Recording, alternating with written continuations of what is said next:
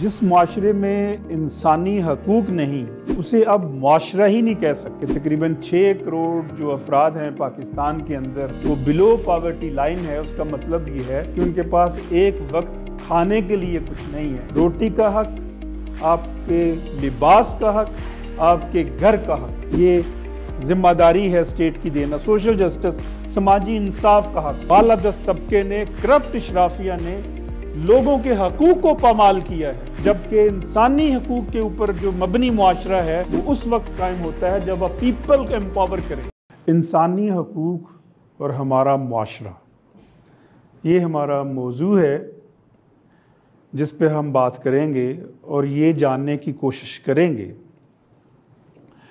कि जो मुआशरे के लिए इंसानी हकूक क्यों ज़रूरी होते हैं और इंसानी हकूक कैसे मिलते हैं, इंसानी हकूक की ज़रूरत क्यों पेश आती है, क्या मुआशरा इंसानी हकूक के बग़ैर रह सकता है, नहीं रह सकता। ये वो सारे सवालात हैं जो हमारे जहन में आते हैं जब हम इंसानी हकूक और मुआशरे की बात करते हैं, क्योंकि उस मुआशरे में, जिस मुआशरे में इंसानी हकूक नहीं, उसे अब मुआशरा ही नहीं कह सकते। गोया मुआशरे के लिए इंसानी हकूक होना ज़रूरी है। मुआशरे की तारीफ़ क्या है? मुआशरा एक ऑर्गेनाइज्ड लिविंग है, लोगों की इकट्ठे रहने की एक ऑर्गेनाइज्ड। अगर वो डिसऑर्डर है, जब मैं ये कहता हूँ ना कि इंसानी हकूक के बग़ैर मुआशरा नहीं बनता, मेरे कहने का मतलब ये है कि अगर मुआशरा डिसऑर्गेनाइज्ड है, डिसऑर्डर है, तो वो दरअसल सिविलाइज्ड मुआशरा नहीं होगा। उसे हम वो मुआशरा नहीं कह सकते जो एक सही मुआशरा है। इससे आप अंदाज़ा कर सकते हैं कि इंसानी हकूक़ की हमारे मुआशरे में किस कदर अहमियत है। इंसानी हकूक़ क्या है, इस पे बात अगर सोचें कि इंसानी हकूक़, जिसे हम ह्यूमन राइट्स कहते हैं इंग्लिश में, ह्यूमन, जो वर्ड ह्यूमन है जिसका आप तर्जमा इंसानी करते हैं, ह्यूमन 2 लफ्ज़ों का मजमुआ है दरअसल। यू मन, लैटिन में यू कहते हैं रूह को, मन मट्टी, मट्टी और रूह जब मिलती है तो फिर ह्यूमन बनता है। ह्यूमन, जब हम ह्यूमन राइट्स की बात करते हैं तो इसका मतलब यह है कि हम हज़रत इंसान के हकूक़ की बात करते हैं। इसमें हम एनिमल्स को एक्सक्लूड करते हैं, जानवरों के हकूक़ की बात नहीं करते, इंसानी हकूक़ की बात करते हैं, हज़रत इंसान की बात करते हैं कि हज़रत इंसान के क्या हकूक़ हैं।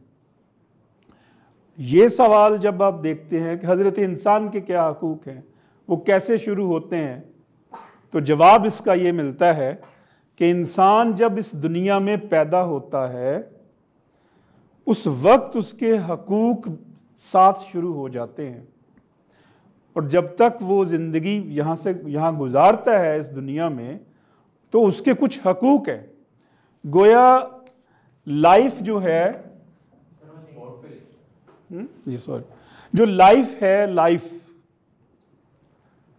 लाइफ शुरू ही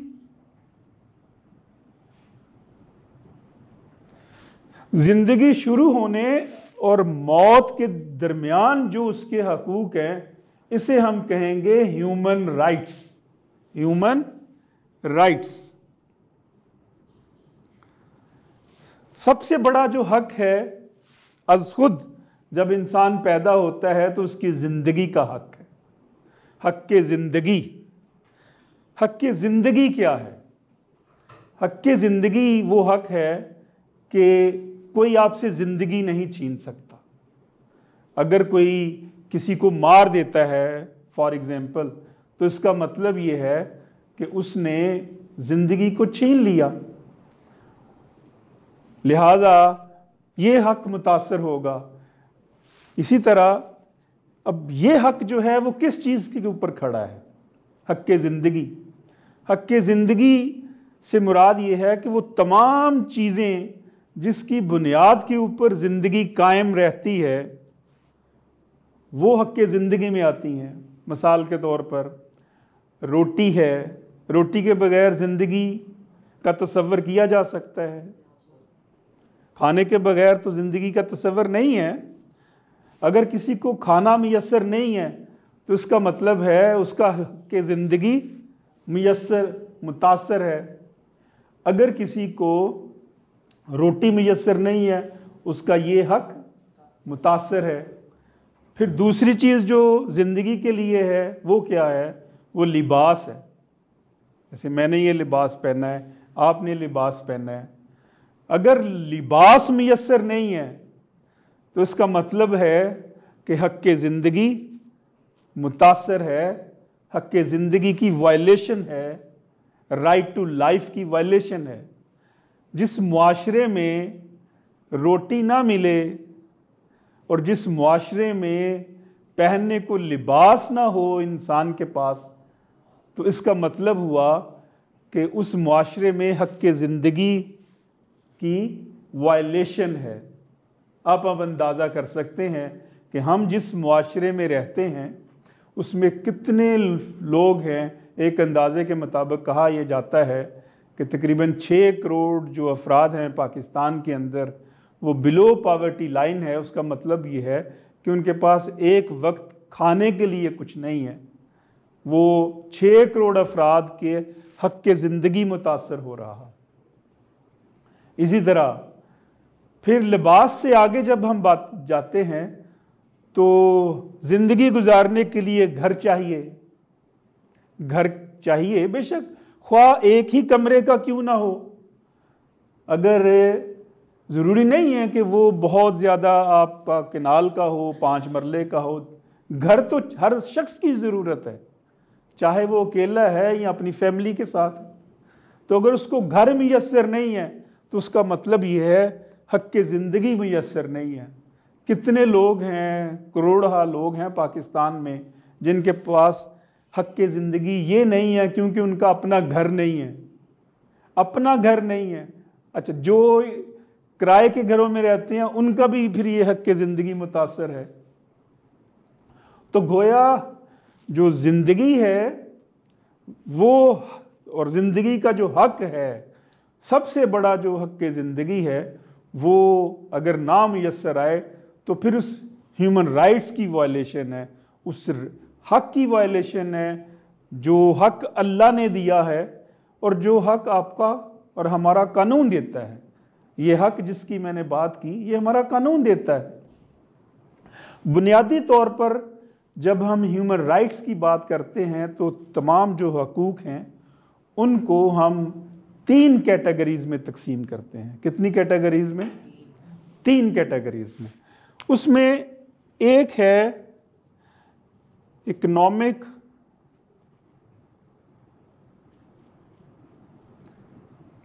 एंड सोशल।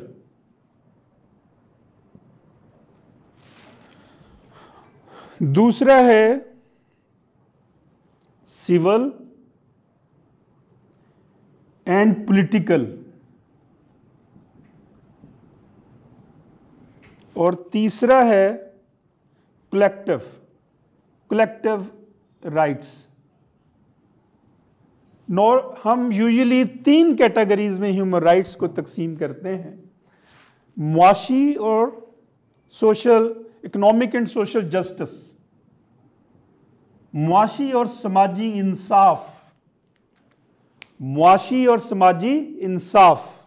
दूसरा है सिविल एंड पॉलिटिकल राइट्स, जो सियासी और पब्लिक से रिलेटेड उसके हर शख्स का जो राइट है वो सिविल राइट में वो तमाम राइट आ जाते हैं। जैसे बात करने का हक, मैं आपसे बात कर रहा हूं और आप मेरी बात सुन रहे हैं, ये सिविल राइट है मेरा बात करने का, जिसमें आपकी फ्रीडम ऑफ एक्सप्रेशन है, गुफ्तगू करने का हक।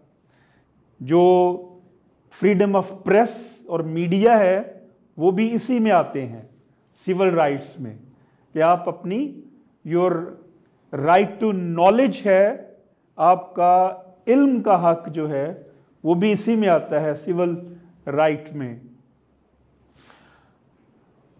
पॉलिटिकल राइट में आपका राइट टू वोट है, जैसे आप वोट डालते हैं, और जो वोट डालने का हक है ये पॉलिटिकल राइट में आता है। इलेक्शन लड़ने का हक जो है पॉलिटिकल राइट में आता है। और कलेक्टिव राइट्स में वो राइट्स आते हैं जो किसी कौम के मुश्तरका होते हैं, जैसे कश्मीरी हक खुद इरादियत जैसे उनका राइट है, पूरी कौम का मसला है, पूरी कौम को वो हकूक़ नहीं मिल रहे। जिस तरह रोहिंग्या में मुसलमानों को जो ज़िबा किया जा रहा था वो कलेक्टिव राइट्स में आएगा, इसी तरह जो इज़राइल फ़लस्तीनियों के ऊपर मज़ालिम ढा रहा है वो कलेक्टिव राइट्स में आएंगे। तो ये ब्रॉडली 3 किस्में हैं।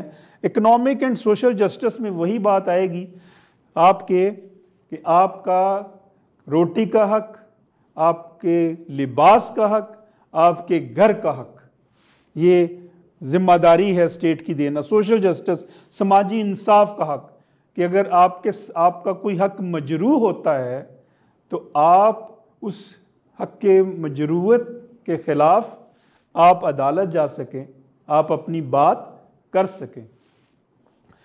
ऑब्जेक्टिव क्या होता है? हमारे समाज में जब हम इन हकूक़ को देखते हैं तो ये दिलचस्पी वाली बात है देखने की कि क्या हमें ये हकूक़ मुयस्सर हैं, क्या हमें ये हकूक़ मुयस्सर हैं। मैं अगर देखूं तो मैं ये कह सकता हूं सब लोगों को मुयस्सर नहीं है। कम से कम 6-7 करोड़ तो लोग ऐसे हैं जिनको ये मुयस्सर, ऊपर वाला जो इकोनॉमिक एंड सोशल जस्टिस है। सोशल जस्टिस की हम बात करते हैं, समाजी इंसाफ की। पाकिस्तान इस वक्त, हमारा जो मुआशरा है पाकिस्तान, अगर वर्ल्ड जस्टिस इंडेक्स की जो रिपोर्ट है 2022 की, उसमें पाकिस्तान 140 मुल्कों में से 129वें नंबर के ऊपर है। आप अंदाज़ा कर सकते हैं कि 140 पूरी दुनिया के जो मुल्क हैं उसमें जो समाजी इंसाफ की हमारे यहाँ सूरत हाल है, रूल ऑफ लॉ की, समाजी इंसाफ का जो पैमाना है वो रूल ऑफ लॉ का है कि रूल ऑफ लॉ कितना है हमारे मुल्क के अंदर। तो हैरानगी और शर्मिंदगी ये है कि 129वां नंबर है, और हमारे बाद अफ़गानिस्तान का 130वां आता है, जहाँ पे system of administration of justice सिरे से है ही नहीं। और उसके बाद वो अफ्रीका के मुल्क आते हैं जहाँ पे कोई सिस्टम एग्जिस्ट ही नहीं करता। कितनी शर्मिंदगी की बात है हम सब के लिए कि 25 करोड़ लोगों का मुल्क है और रूल ऑफ लॉ में हमारा नंबर 129वां है। इसका मतलब ये है कि हमारा एक सोशल जस्टिस जो है वो राइट्स पूरी कौम के मुतासर हो रहे हैं। पूरी कौम के जो हकूक़ हैं सोशल जस्टिस के, उनकी वायलेशन हो रही है। मैं नहीं कह रहा, रिपोर्ट कह रही है। रिपोर्ट आप पढ़ सकते हैं, मैं अगर गलत कहूँ तो ये ख़तरनाक इंडिकेटर है हम सब के लिए रिपोर्ट का कि क्यों हमने अपने निज़ाम इंसाफ को बेहतर नहीं किया। और पॉवर्टी की मैं पहले ही बता चुका हूँ कि हमारे मुआशरे में क्या सूरत हाल है पॉवर्टी की, कि लोगों को खाने के लिए मुयस्सर नहीं है। सिविल एंड पॉलिटिकल राइट्स जो हैं उस पे देखें हमारे मुआशरे में तो वो भी हमें ना होने के बराबर हैं। आप जिसको चाहें कि हुकूमत देनी है, आप जिसको चाहें कि मैंने वोट देना है, आप उसके वो दे सकते हैं। अभी देखें सूरत हाल ये है कि हम कहते हैं इलेक्शन करवाएं। सिविल एंड पॉलिटिकल राइट्स जो हैं लोगों के, जो भी आता है, कॉन्स्टिट्यूशन ये कहता है कि मुंतखब हुकूमत होनी चाहिए। ये आपके पॉलिटिकल राइट्स हैं कि मुंतखब हुकूमत होनी चाहिए जो अवाम मुंतखब करें।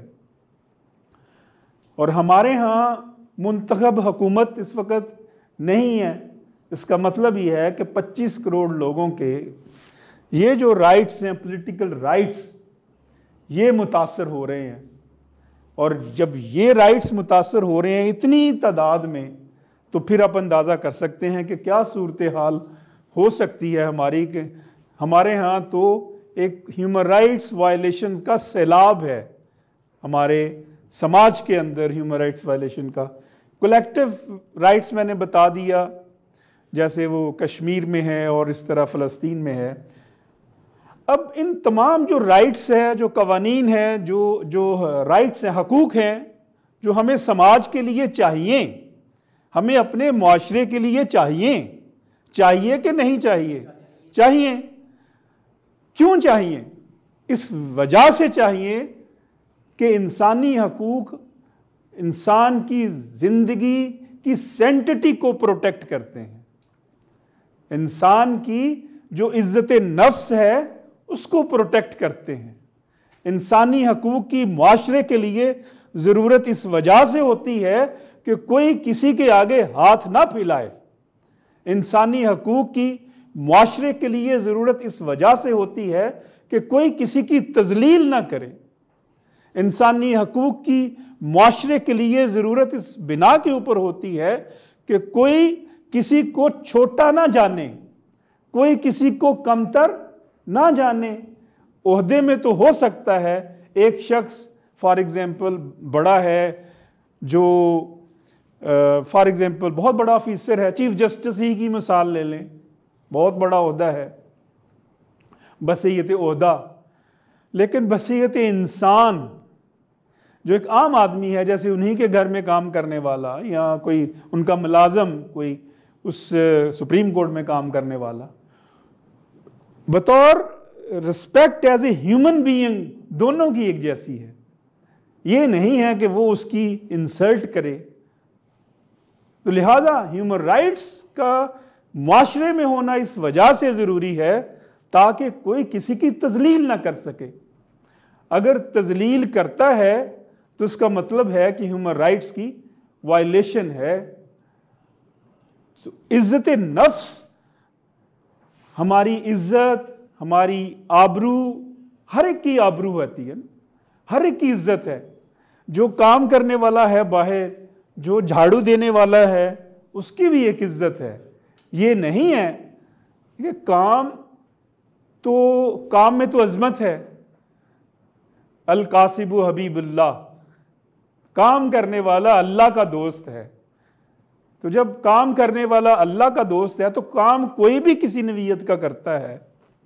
अगर कोई झाड़ू देने वाला भी है तो बतौर इंसान तो उसकी इज़्ज़त एक जैसी है। आपने देखा कि बाहर के मुल्कों में, तरक्की याफ्ता मुल्कों में, वहाँ पे पिछले दिनों एक वीडियो में था, जो प्राइम मिनिस्टर किसी जगह विज़िट किया और किसी की घास, घर के आगे घास के ऊपर खड़ा था। ऑस्ट्रेलिया का शायद वाक़या है। तो घर से बाहर वो आ गया और उसने कहा कि prime minister go from here, और उसकी घास ख़राब हो रही है। तो प्राइम मिनिस्टर ने सॉरी किया और वो अलग हो गया। इसे कहते हैं protection of the सेंटिटी of human rights. क्यों है वहाँ पे?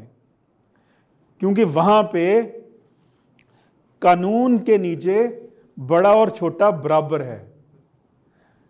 ओहदे में वो वज़ीर आज़म है, लेकिन अगर वज़ीर आज़म के ख़िलाफ़ किसी एक फ़र्द के भी हकूक़ मुतासर होते हैं तो वज़ीर आज़म उसका भी जवाबदेह है। हत्ता कि अगर घास के ऊपर भी कोई वो कदम रखे तो उसको निकाल सकता है उस घास के एरिया से। हमारे यहाँ आप ऐसा सोच सकते हैं कि वो वज़ीर आज़म साहब जो है ना ऐसा करें और आप उसको कहें ये इस घास से दूर हो जाओ? हमारे यहाँ तो उल्टे कब्ज़े होते हैं, कब्ज़ा माफिया है, और जो लोगों की ज़िंदगी अजीरन की हुई है, लोगों के साथ जो मामलात होते हैं।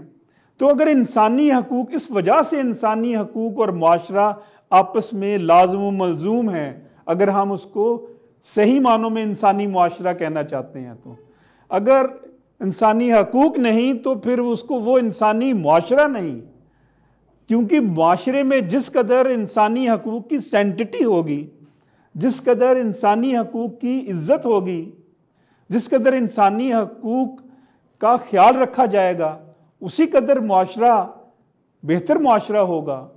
तो अगर वो सेंटिटी नहीं है तो मुआशरे को हम बेहतर मुआशरा नहीं कह सकते।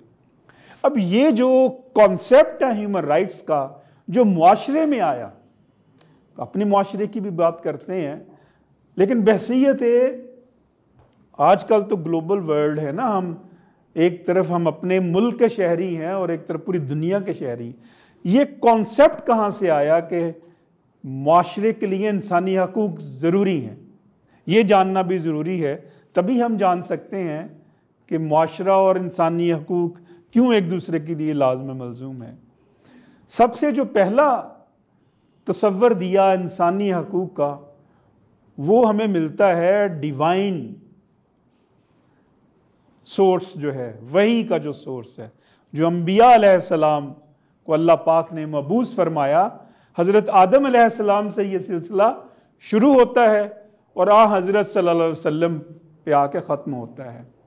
तमाम जो अंबिया अलैहिस्सलाम दुनिया में मबूस फरमाए गए, तमाम का एक ही मिशन था, इंसानी हकूक़ को मुहैया किया जाए उन लोगों के जिनके इंसानी हकूक़ मुतासर हो रहे हैं। वो उस मुआशरे में, जो मुआशरे में इंसानी हकूक़ की खिलाफ वर्जियाँ थीं, उन खिलाफ वर्जियों को रोका जाए। हज़रत इब्राहीम अलैहिस्सलाम को अल्लाह पाक ने इसके लिए मबूस फरमाया। हज़रत मूसा अलैहिस्सलाम को, कि जब मुआशरा बदकारी का शिकार हो चुका था और वहाँ पे वेमेन राइट्स की वायलेशंस थी, वहाँ पे ह्यूमन राइट्स की वायलेशन जब कहते हैं तो तमाम की वायलेशंस आ जाती हैं, ख़वातीन की, बच्चों की, बूढ़ों की, सब की वायलेशंस।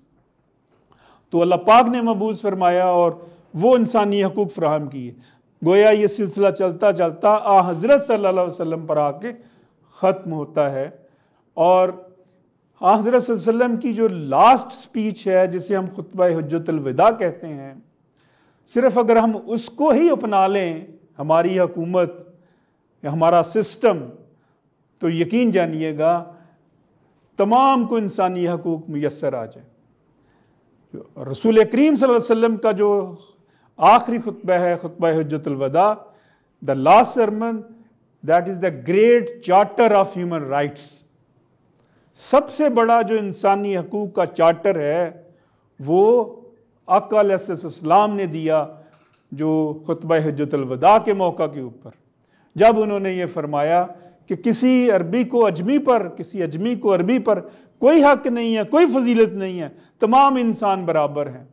ये जो जुमला है नबी करीम सल्लल्लाहु अलैहि वसल्लम, रहमत दो आलम सल्लल्लाहु अलैहि वसल्लम का, कि तमाम इंसान बराबर हैं, आज यूरोप जहाँ पे खड़ा है, पूरी दुनिया में जो वेस्टर्न कंट्रीज़ हमें नज़र आते हैं ना, जहाँ पे वो इंसानी हकूक़ के इस वक्त आइडियल स्टेज के ऊपर खड़े हैं, कनाडा, अमेरिका, ऑस्ट्रेलिया, न्यूजीलैंड, ये जो सारे नज़र आते हैं, और इनके कॉन्स्टिट्यूशन में ये जो बात, जो भी कॉन्स्टिट्यूशन आप उठाएंगे, जो भी आइन उठाएंगे, उसमें आपको एक बात मिलेगी, ऑल मेन आर इक्वल।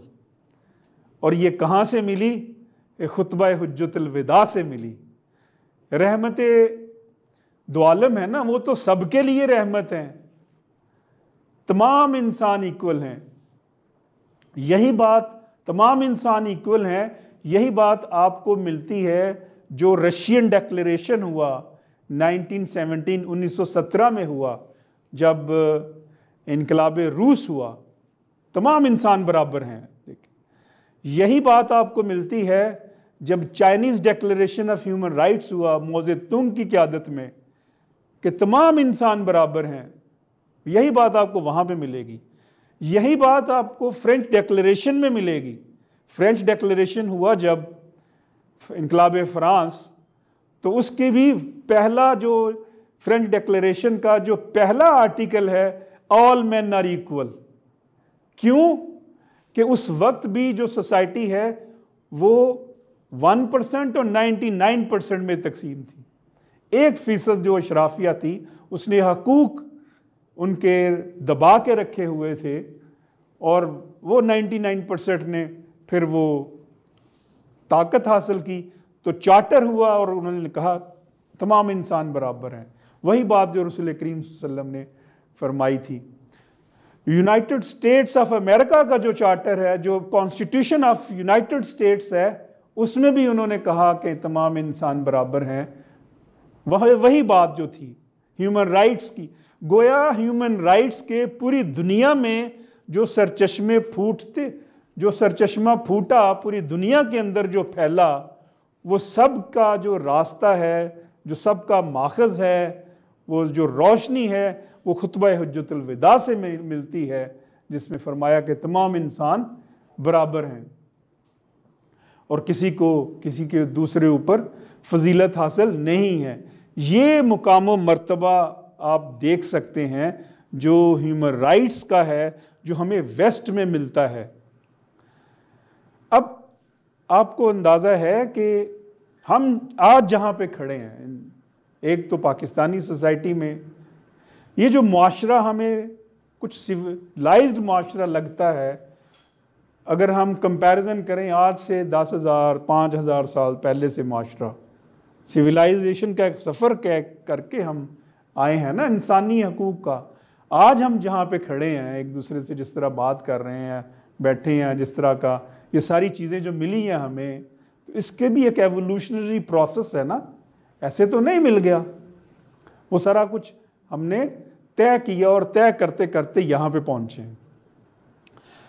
तो गोया इंसानी हकूक़ और मुआशरे में जब तक इंसानी हकूक़ के लिए तरवीज नहीं की जाती, मुआशरा आगे नहीं बढ़ सकता। मुआशरा क्या है, तारीख़ी एतबार से देखें तो हमें वेस्टर्न वर्ल्ड को देखें तो हमें 3 अदवार मिलते हैं, यानी कि ह्यूमन राइट्स आने से, सफ़र शुरू होने से पहले या कॉन्सेप्ट आने से पहले एक हमें पीरियड मिलता है ग़ुलामदारी का। आपने देखा है कि अमेरिका के अंदर भी चेन्स पहनाई जाती थी, जंजीरें, जिस तरह जानवरों को आप बांधते हैं ना, जंजीरें कुर्बानी के जानवरों को आप बांधते हैं, और जानवरों को इसी तरह इंसानों को भी ग़ुलामी की जंजीरें पहनाई जाती थी और काम करवाया जाता था। इंसानी हकूक़ की जद्दोजहद हुई। अब मैं आपको ये बता रहा हूँ कि इंसानी हकूक़ मिलते कैसे हैं, इंसानी हकूक़ कैसे मिलते हैं। इंसानी हकूक़ के लिए जद्दोजहद करने से मिलते हैं। कोई आके आपको नहीं दे देता। ये ऐसा नहीं है कि आप बग़ैर जद्दोजहद के आपको इंसानी हकूक़ मुयस्सर आ जाएं। जद्दोजहद करते हैं तो फिर आपको इंसानी हकूक़ मुयस्सर आते हैं। वहाँ पे जद्दोजहद हुई अमेरिका के अंदर, ग़ुलामी के ख़िलाफ़, ग़ुलामी का ख़ात्मा हुआ। ठीक, अब्राहम लिंकन ने वो चार्टर किया, डिक्लेरेशन किया और ग़ुलामी का ख़ात्मा हुआ। फिर एज ए होल जब आप आगे बढ़ते हैं, ग़ुलामदारी के बाद वेस्ट में फिर जागीरदारी का पीरियड आता है, जद्दोजहद होती है अपने हकूक़ के लिए। जागीरदारी के बाद फिर वहाँ पे जागीरदारी के बाद फिर सनती इनकलाब वहाँ पे आता है, रेनेसांस की मूवमेंट आती है, और वहाँ से फिर इंसानी हकूक़ का सफ़र शुरू होता है। एक कदम और आगे बढ़ते हैं हम, फिर इंडस्ट्रियल रेवोल्यूशन के बाद फिर जदीद दुनिया में हम कन्वर्ट होते हैं, जिसमें हम ये सारी चीज़ें हमें मिलती हैं। आज आपको ये जो रोशनी मिल रही है, ये जो आपको एयर कंडीशन लगा मिल रहा है, आप जितनी आपको जो फैसिलिटीज़ नज़र आती हैं, ये इंडस्ट्रियल रेवोल्यूशन का नतीजा है। तो इंडस्ट्रियल रेवोल्यूशन के नतीजे में भी फिर आपको वो सारे हकूक़ मिले। तो ये एक बतदरीज जूं आप मेहनत करते जाते हैं, आगे बढ़ते जाते हैं, जद्दोजहद करते हैं, तो आपको हकूक़ मुयस्सर आते हैं। ये जितनी भी तस्वीर आपके सामने इधर लगी हैं, कायद-ए-आज़म मोहम्मद अली जिन्ना की है, नेल्सन मंडेला की है, बाकी जो लोग हैं जिनकी लगी है, इन सब की जो जद्दोजहद है किस लिए थी? इंसानी हकूक़ के लिए थी। अब ये अलग सवाल है और ये हम सब के लिए सोचने की बात है कि दुनिया के सबसे बड़े लीडर कौन हैं? हज़रत मोहम्मद सल्लल्लाहु अलैहि वसल्लम। दुनिया के सबसे बड़े लीडर रसूल करीम सल्लल्लाहु अलैहि वसल्लम की ज़ात है। उनसे बड़ी ज़ात दुनिया के अंदर कोई नहीं है। रहमतुल आलमीन, जिसको रब ताला ने फरमाया, खुद अपने लिए फरमाया कि रब्बुल आलमीन, मैं तमाम जहानों का रब हूँ, और अपने हबीब के लिए फरमाया कि रहमतुल आलमीन, कि आप तमाम जहानों के लिए रहमत हैं। लेकिन हम रब्बुल आलमीन को मानने वाले और रहमतुल आलमीन के पैरोकार इंसानी हकूक़ से महरूम क्यों हैं? इंसानी हकूक़ से महरूम क्यों हैं? आखिर क्या वजह है? ये सवाल तवज्जो तलब है। हम सबको सोचना चाहिए कि आखिर क्या वजह है कि दुनिया का, कायनात का सबसे बड़ा लीडर हमारे पास है, जिसकी उम्मत से हैं, लेकिन हमारे यहाँ ह्यूमन राइट्स वायलेशन सबसे ज़्यादा है। क्यों? आखिर क्यों? इसका मतलब ये है कि हमने वो जद्दोजहद नहीं की इंसानी हकूक़ के लिए जो हमें करनी चाहिए आप सल्लम की पैरवी में। आप सल्लम ने इंसानी हकूक़ की जद्दोजहद में पत्थर भी खाए, दंदान मुबारक शहीद हुए, जद्दोजहद की इंसानी हकूक़ के लिए। और उस वक्त की जो सिविलाइजेशन थी, अरब की civilization, that was the most enlightened civilization of the world, जिसने खातून को वो हकूक़ जो वेस्ट में, जो राइट टू वोट है ना, वोट, जो वोट का हक है, वेस्ट में 1920 तक इवन इंग्लैंड के अंदर किसी को, खातून को वोट डालने का हक नहीं था। किसी खातून को वोट डालने का हक नहीं था। और आका अलैहिस्सलाम ने 1400 साल, 1450 साल कबल वो हक दे दिया खातून को वोट डालने का। आप अंदाज़ा कर सकते हैं कि कितनी एनलाइटेंड सिविलाइजेशन थी हमारी उस वक्त जो थी। और ये वेस्ट जो आज हमसे आगे निकल गया है, क्यों निकला? आखिर क्या वजह बनी? ये सवाल भी समझने वाली बात है। खुतबुल हिज्जतुल वदा 650 हिजरी, 610 हिजरी सॉरी ईसवी का पीरियड बनता है। ईसवी का 610-12 ईसवी का पीरियड बनता है। और उसके बाद उस वक्त पूरा अहले मगरब में डार्क एजेस हैं, अंधेरा है सिविलाइजेशन का। पहला जो चार्टर इंसानी हकूक़ के हवाले से जो डेवलपमेंट हुई, वो मैग्ना कार्टा आया। मैग्ना कार्टा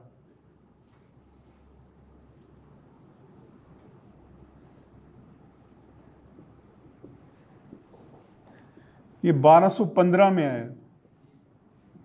1215 में ये क्या था? इससे पहले बादशाह के मुंह से निकला हुआ लफ्ज़ जो था वही कानून होता था, और बादशाह आंसरेबल नहीं था, और अवाम के कोई हकूक़ नहीं है। और मैग्ना कार्टा ने पहली दफ़ा किंग जॉन को कन्विंस किया, किंग जॉन को कन्विंस किया कि नहीं, अवाम के भी हकूक़ हैं। देखिए, वेस्ट में 1215 में आते हैं ये वाली बात कि अवाम के भी हकूक़ हैं, और हमारे यहाँ रसूल करीम सल्लल्लाहु अलैहि वसल्लम ने 1450 साल कबल ये इनायत कर दिए कि हकूक़ हैं अवाम के। फिर इसके बाद ये सफ़र आता है, मैग्ना कार्टा के बाद पटिशन ऑफ राइट्स है।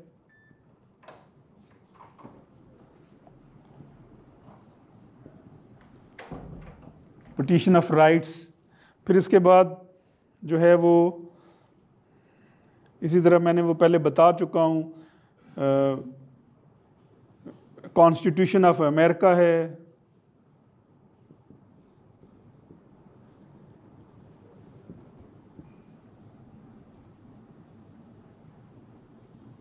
बिल ऑफ राइट्स है। फिर बिल ऑफ राइट्स है, बिल ऑफ राइट्स है।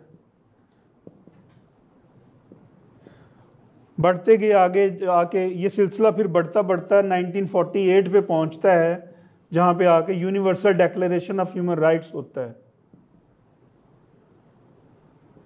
डिक्लेरेशन ऑफ ह्यूमन राइट्स 1948 में, वो 1215 में से जो सफ़र है वो चलता चलता universal declaration of human rights पे आके ख़त्म होता है। अब हम बतौर पाकिस्तानी सिग्नेटरी हैं यूनाइटेड नेशंस के डिक्लेरेशन ऑफ ह्यूमन राइट्स में, हमने सिग्नेटरी हैं, उसमें वो तमाम हकूक़ दिए हुए हैं जो कि जिसकी मैंने बात की है कि हम देंगे। और इसी डिक्लेरेशन के साइन करने में ही दरअसल जो मेंबर ममालिक होते हैं वो अपने अपने शहरियों को हकूक़ देते हैं। यानी कि हमारे जो आइन के अंदर जो हकूक़ दिए हुए हैं वो हमने प्लेज किया यूनाइटेड नेशंस में कि हम ये देंगे इंसानी जो हकूक़ हैं। तो अब इम्पॉर्टेंट सवाल है कि राइट्स अब हम आ जाते हैं अपने मुआशरे की तरफ कि आखिर हमें क्यों नहीं मिले। ये भी तो सवाल है ना कि हमें क्यों नहीं मिले, हमें ह्यूमन राइट्स क्यों नहीं मिले, क्या वजह बनी कि हमें क्यों नहीं मिले और हमारे यहाँ वायलेशंस क्यों हैं, ह्यूमन राइट्स की वायलेशंस जो हैं।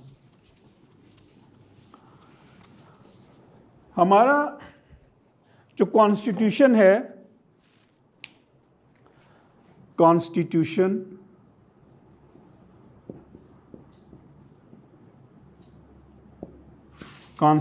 ऑफ पाकिस्तान,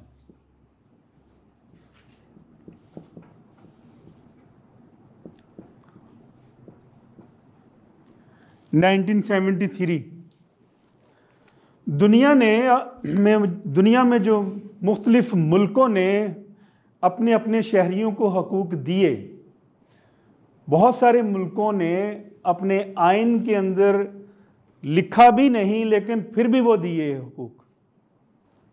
जिस तरह जो ब्रिटिश कॉन्स्टिट्यूशन है वो अनरिटन है, वो लिखा हुआ नहीं है, रवायात हैं कि आपने हकूक़ पूरे करने हैं, आपने हर कोई जवाबदेह है, आपने रियासत जो है वो बच्चे की केयर करेगी, रियासत माँ जैसी है, डाइन जैसी नहीं है जो अपने ही बच्चे खा ले। यही फ़र्क है ना माँ में और डाइन में। माँ अपने बच्चे की हिफाजत करती है, अब सारे गम खुद ले लेती है, डाइन जो है वो खा जाती है अपने बच्चों को। तो उसका मतलब हुआ कि वो रियासत जो अपने बच्चों के हकूक़ पूरे करती है वो तो माँ जैसी है, और वो रियासत जो अपने बच्चों को खा जाती है वो डाइन जैसी है। हमारा जो आईन पाकिस्तान है, आईन पाकिस्तान वो आइन है, बहुत कम आइन है जिनमें जो बुनियादी इंसानी हकूक़ हैं वो दर्ज हुए हैं, वो लिखे हैं। मतलब हमारे यहाँ बहुत सारे, जैसे मैंने बताया, मुल्कों में तो लिखे हुए भी नहीं हैं तो उनको मिलते हैं वो बुनियादी हकूक़ जो हैं। हमारे यहाँ लिखे हुए हैं, बड़ी खूबसूरती से लिखे हुए हैं, और पूरे 2 चैप्टर हैं। आर्टिकल 8 से शुरू हो, उससे पहले भी अगर आप आर्टिकल 1 से भी अगर आप ले लें, 1 से लेकर 40 तक चले जाएं तो आपको 40 आर्टिकल, पहला स्टेट है, स्टेट एंड टेरिटरी है, फिर आप आर्टिकल 2 आ जाता है, फिर वो ऑब्जेक्टिव रेजोल्यूशन आ जाता है, 3 एक्सप्लॉयटेशन है। ये सारी चीज़ें मैं कभी इस पे अलग से लेक्चर हुआ तो मैं दूंगा। तो 40 आर्टिकल आपके हकूक़ के हैं, इंसानी हकूक़ के, और इन 40 आर्टिकल में से आर्टिकल जो 8 से लेकर 28 तक जो हैं वो बुनियादी हकूक़ के हैं। बुनियादी हकूक़ वो हकूक़ है जो मैं जैसे राइट टू लाइफ है, आपकी ज़िंदगी का हक आइन में दर्ज है। राइट अगेंस्ट स्लेवरी, आपको ग़ुलाम नहीं बनाया जा सकता, लेकिन हम ग़ुलामी का शिकार हैं, हम ग़ुलामी में रह रहे हैं। राइट फ्रीडम ऑफ एक्सप्रेशन है, आप बोलें, आप बोल नहीं सकते। तो अगर इस हक के ऊपर कदगन है तो इतनी संगीन खिलाफ वर्जियाँ हैं हमारे हकूक़ की जो आइन में दर्ज हैं, और उसकी पामालियाँ हो रही हैं, पे दर पे पामालियाँ हो रही हैं, और कोई किसी को कोई ख्याल नहीं है। पामालियाँ क्यों हो रही हैं हमारे इंसानी हकूक़ की? उसकी वजह यह है कि जिसने ये गारंटी करना है, हमारे यहाँ सिस्टम गारंटी करता है इंसानी हकूक़ की। देखिए, दो सतहें होती हैं।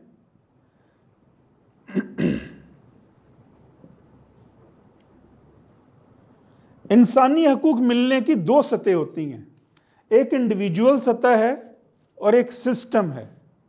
इंडिविजुअल सतह पे वो है, जैसे फ़र्ज़ करें मियाँ बीवी हैं।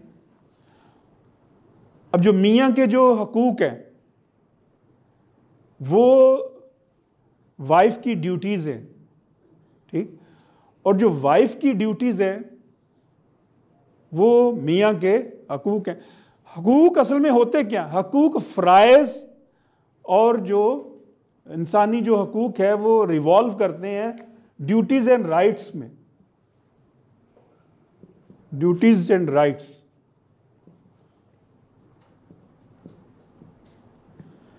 जैसे पेरेंट के हकूक़ हैं बच्चों पे। पेरेंट का हकूक़ ये है कि हम उनकी इज़्ज़त करें, हम उनको तकलीफ़ ना दें, हम उनको उनकी कदर करें। जो बच्चों के हकूक़ हैं वो ये है कि जो वालिदैन हैं वो बच्चों को बेहतर तालीम दें, उनको उनके मेंटेनेंस का ख्याल रखें, उनके नानो नफ़क़ा का ख्याल रखें। ये चीज़ें हैं। तो एक तो इंडिविजुअल सतह है जिसमें हम आप इंडिविजुअली तौर पे करते हैं, लेकिन इस इंडिविजुअल सतह में जो इंटरवेंशन होती है जिसकी बिना के ऊपर हम अदा नहीं कर सकते हकूक़, वो क्या है? जिस बिना के ऊपर हम चाहें अदा करना तो हम नहीं कर सकते, वो सिस्टम है जिस बिना के ऊपर हम इंसानी हकूक़ की अदायगी फिर नहीं हो पाती। इंसानी हकूक़ की अदायगी नहीं हो पाती। और पाकिस्तान जैसे मुल्क में इंसानी हकूक़ की अदायगी क्यों नहीं हो पाती? पाकिस्तान जैसे मुल्क में इंसानी हकूक़ की अदायगी क्यों नहीं हो पाती? क्योंकि सिस्टम आपको प्रोवाइड नहीं करता कि इंसानी हकूक़ की आज़ादी आपको मुयस्सर आए। अब सिस्टम क्यों प्रोवाइड नहीं करता, ये भी तो सवाल है ना। आखिर क्या वजह है? उसकी जो बुनियादी वजूहात हैं, पहली ये है कि हमारा जो माशरा है वो फ्यूडल और कबायली माशरा है। दूसरी जो वजह है वो ये है इल्म की बुनियाद की बजाय दौलत माशरा है। तीसरी ये है कि गुलाम माशरा है। चौथी ये है कि इस्तेहसाली माशरा है।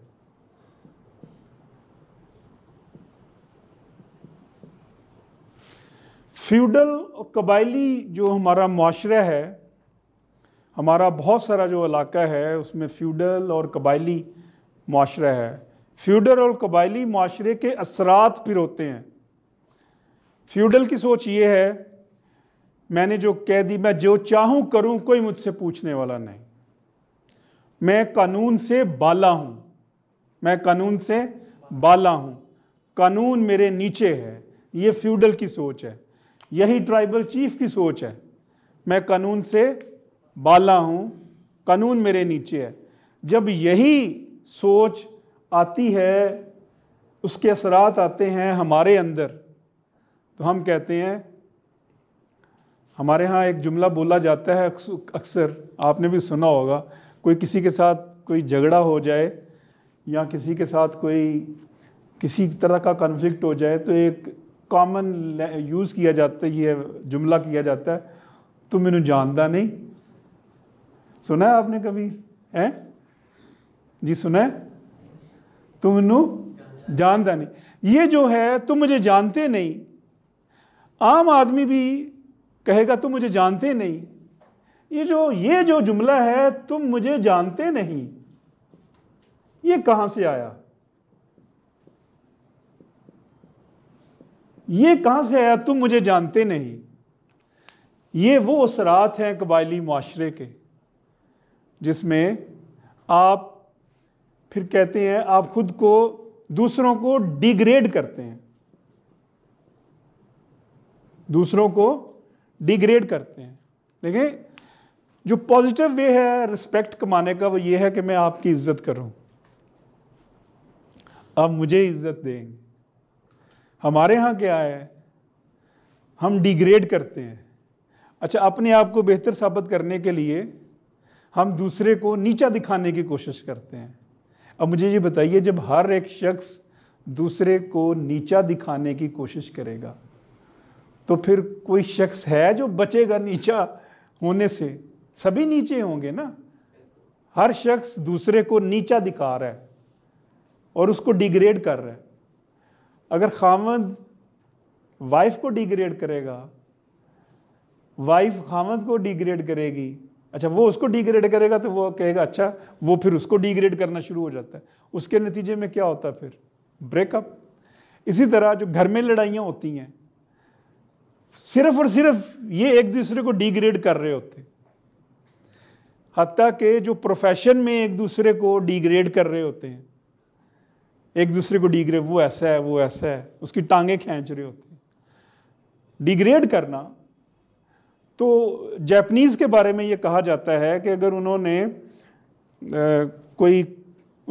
ये ऑप्शन दी जाए कि अकेले आपने कामयाबी हासिल करनी है, तो आप 100% कामयाबी हासिल कर सकते हैं, लेकिन अगर आप 10 लोगों को साथ लेके चलेंगे तो फिर आप 10% कामयाबी हासिल करेंगे। तो उनकी कौम की तरबियत ये है कि वो जापानीज़ कहेगा कि नहीं, मुझे अकेले ने तरक्की नहीं करनी 100%, मैंने 10 लोगों को साथ लेके आगे बढ़ना है, बेशक मैं 10% ही आगे बढ़ूं। एक दूसरे का सहारा बन के, पॉजिटिव सोच, पॉजिटिव थिंकिंग। तो ये जो फ्यूडल और कबायली मुआशरे का था ना, कि फ़र्द अहम है, फ़र्द ऊपर है, वो जो चाहे करे, कानून उसका कोई नहीं बिगाड़ सकता। ह्यूमन राइट्स वायलेशन इस वजह से हैं। इल्म की बुनियाद के ऊपर हम फैसले नहीं करते। इल्म आएगा, नॉलेज आएगा, तो फिर मुझे पता चलेगा कि ये जो बड़ा है, बेशक इसके पास खरबों डॉलर हैं, लेकिन ये छोटा आदमी है। इल्म की रोशनी आएगी तो, अदरवाइज़ आप फिर वो दौलत की बुनियाद के ऊपर, आप दौलत के घुमंड में आप ह्यूमन राइट्स वायलेशंस करेंगे। अगर इल्म है तो आप रिस्पेक्ट देंगे किसी को।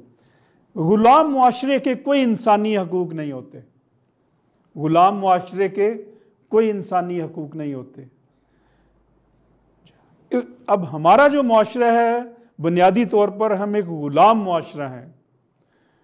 हम जब तक अपनी, गुलाम मुआशरा क्यों है?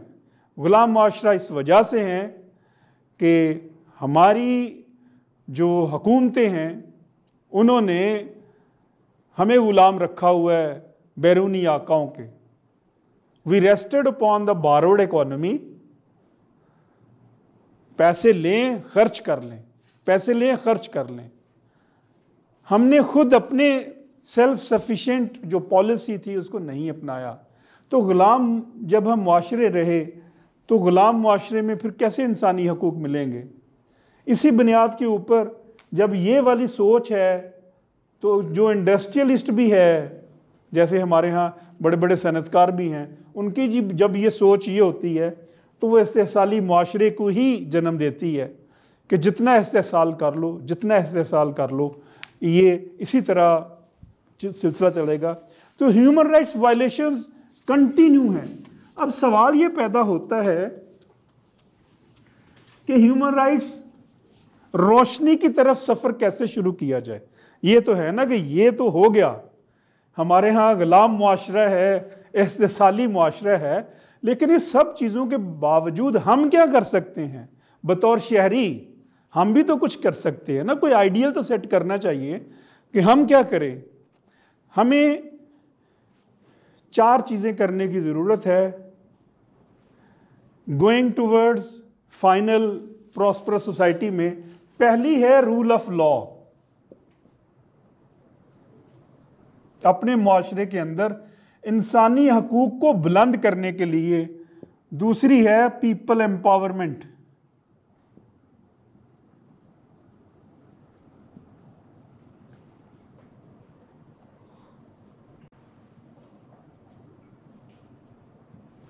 तीसरी है रियल इंडिपेंडेंस।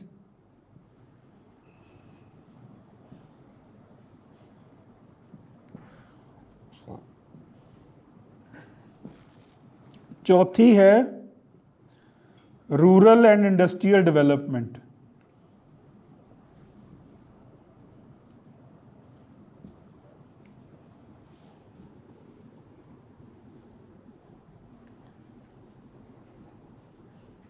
पांचवी है, ये चार चीजें हो जाएं तो फिर हम प्रॉस्परस पाकिस्तान की तरफ बढ़ेंगे।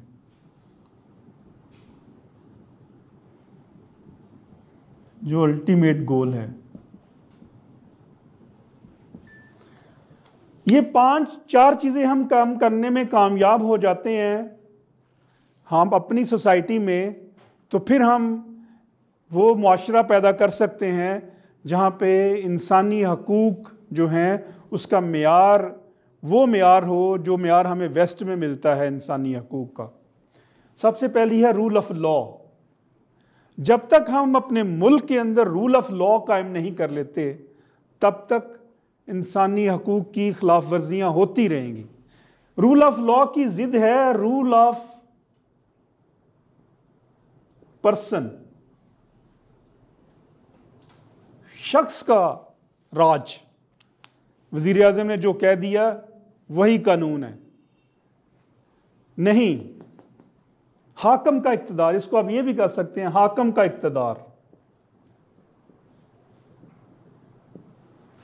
हाकम का इक्तदार ये है कानून का इक्तदार।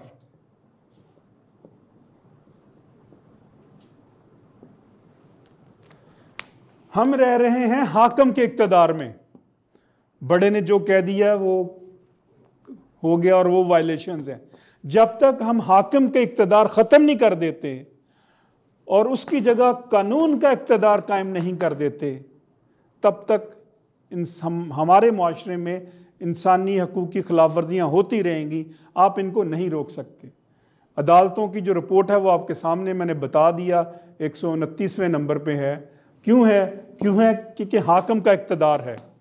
हाकिम के इक्तदार को ख़त्म कर दें आज पाकिस्तान के अवाम, तो कानून के इक्तदार को कायम कर दें, पूरे पाकिस्तानी समाज को इंसानी हकूक़ मुयस्सर आ जाएंगे। इस तरफ हमें कदम बढ़ाना होगा। अवाम को जद्दोजहद करना होगी रूल ऑफ लॉ के लिए। रूल ऑफ लॉ के लिए आवाज़ बुलंद करना होगी हाकिम के इक्तदार के खिलाफ। दूसरा हमें काम करना होगा पीपल एम्पावरमेंट का। लोगों को एम्पावर करें। हमने लोगों को डिवाइड किया है।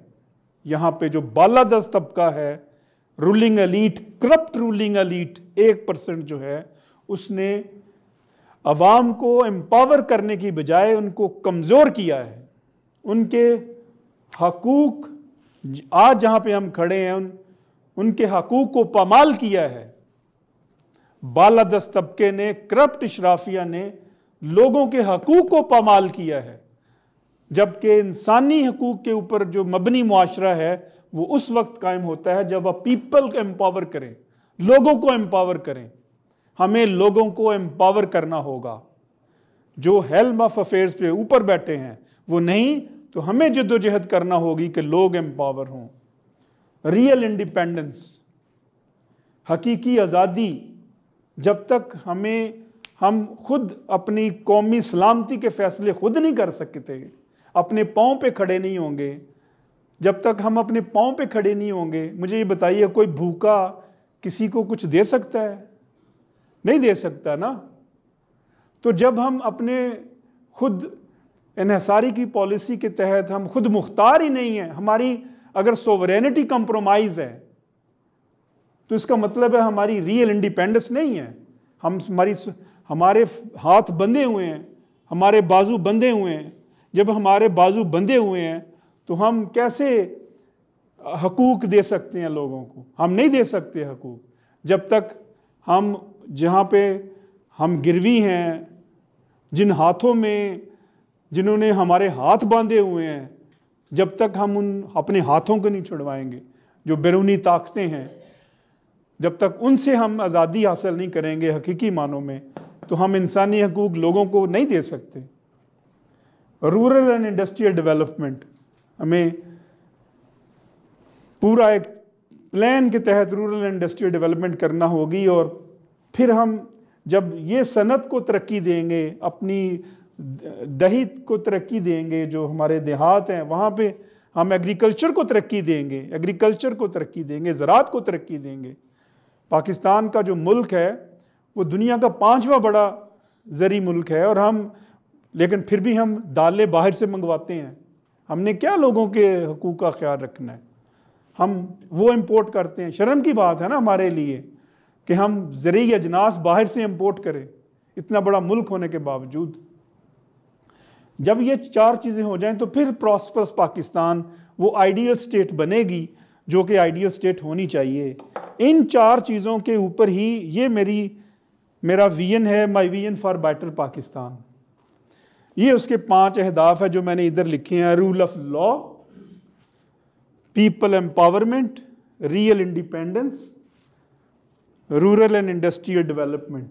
ये 4 चीज़ें होंगी तो फिर प्रॉस्परस पाकिस्तान बनेगा, एक आइडियल स्टेट बनेगी, एक वेलफेयर स्टेट बनेगी जिसकी पाकिस्तान को ज़रूरत है, और जिसके तहत फिर हकीकी मानों में इंसानी हकूक़ जो है वो पूरे हो सकेंगे हमारे माशरे के अंदर तमाम चीज़ों के। इस my vision for better Pakistan में मैंने पूरी कौम को एक विजन दिया है, और इसमें मैंने 9 एरियाज़ को डिस्कस किया है। ये अब अपनी लाइब्रेरी से भी लेके मैंने कुछ बुक्स दी हैं, आप पढ़ सकते हैं, फ़ोटोकॉपी करवा सकते हैं।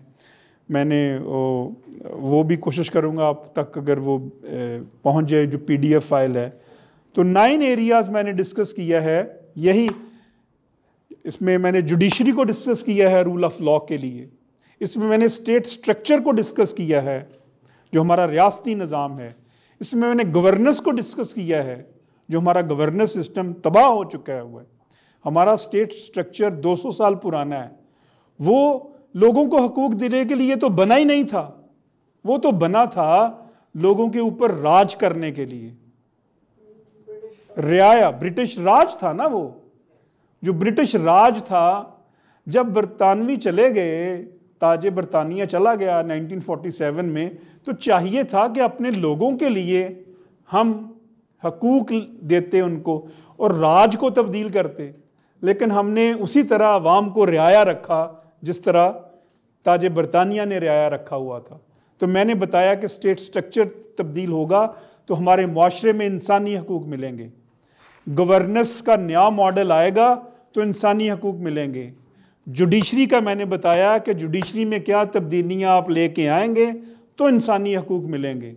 फिर मैंने बताया इसमें कि तालीम के अंदर क्या तब्दीलियाँ लेके आएंगे तो इंसानी हकूक़ मिलेंगे। फिर मैंने बताया कि आप हेल्थ के शोबे को कैसे इम्प्रूव करेंगे तो इंसानी हकूक़ मिलेंगे। एनर्जी का मैंने पूरा चैप्टर इसमें अंदर डिस्कस किया है।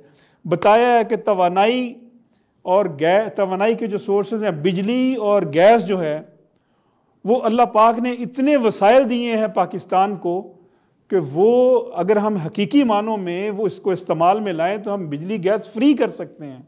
इतने सोर्सेज हैं, लेकिन हमने तो वो करनी ही नहीं है ना, हमने मेहनत नहीं करनी। पूरा चैप्टर दिया है एनर्जी का। फिर मैंने बताया है, तो ये सारी चीज़ें 9 एरियाज़ मैंने डिस्कस किए हैं ताकि पाकिस्तानी अवाम को वो इंसानी हकूक़ मैसर आएँ जो हम वेस्ट में देखते हैं, जहाँ पे हमें वज़ीर आज़म और एक आम आदमी कानून के सामने एक जैसा मिलता है। रूल ऑफ लॉ के अंदर कोई बड़ा छोटा नहीं है, कानून के आगे वज़ीर आज़म और आम आदमी बराबर हैं। जब हम ये कर लेंगे तो फिर हम कह सकते हैं कि हम अपने माशरे को इंसानी हकूक़ दे सकते हैं, और तब हमारा माशरा एक खूबसूरत माशरा, वो माशरा जिसकी हम सब को तलब है, जिसकी हम सब को आस है।